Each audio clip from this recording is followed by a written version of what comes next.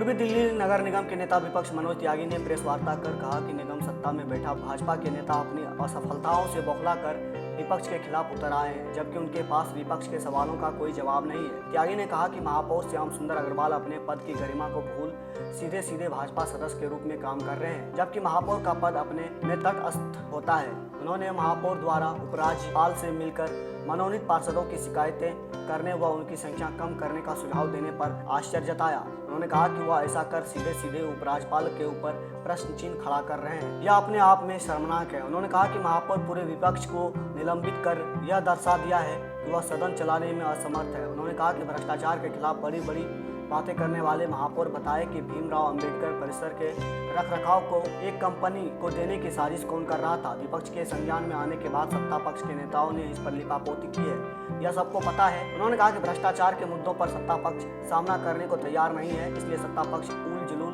बातें कर रही है। देखिए, सबसे पहले मैं आपको बात बता दूं, महापौर महोदय ने एलजी साहब से मुलाकात कर कहा कि एल्डरमैन सलाह दे सकते हैं, तो सलाह मानने का काम किसका है? महापौर महोदय का है। उन्होंने कहा कि वो वेल में नहीं आ सकते। क्यों नहीं आ सकते? आप कोई भी काम करेंगे, असंवैधानिक काम करेंगे, आपको सलाह देंगे वो कि विपक्ष की बात सुन लीजिए, तो आप उनकी बात नहीं सुनेंगे और उनको वेल में आने के लिए भी रोकेंगे। ये कौन सी परंपरा है? लोकतंत्र प्रणाली कौन सी लोकतंत्र प्रणाली है ये तानाशाही चाहते हैं कि तानाशाही तरीके से हम निगम के अंदर सरकार को चलाएं। वो नहीं हो सकता। नॉमिनेटेड काउंसलर हो चाहे इलेक्टेड काउंसलर हो, सबको अपनी बात कहने का पूरा अधिकार है और मेयर होने के नाते उनको ये बातें सुननी चाहिए, विपक्ष की भी और सत्ता पक्ष की भी। लेकिन उन्होंने सत्ता पक्ष को तरजीह देते हुए विपक्ष को सुना नहीं और उनके साथ जब नॉमिनेटेड काउंसलर्स ने मेयर साहब को सलाह दी कि आप इनकी बात को सुन लीजिए, तो उनको भी नज़रअंदाज कर तानाशाही रवैया दिखाते हुए उनको सस्पेंड किया, इलेक्टेड काउंसलर्स को सस्पेंड किया। साथ ही मैं आपको दूसरी बात बता दूं कि मेयर साहब कहते हैं कि दिल्ली सरकार हमारे टैक्स का बीटीए का जो शेयर बनता है वो नहीं दे रहे हैं।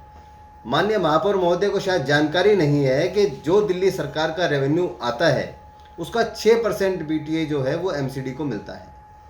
आपको उससे ज़्यादा नहीं मिल सकता। अगर दिल्ली सरकार का रेवेन्यू घटता है, टैक्स शेयर घटता है, टैक्स कलेक्शन घटती है, तो ऑटोमेटिक एमसीडी की भी टैक्स शेयर जो है वो कम हो जाता है।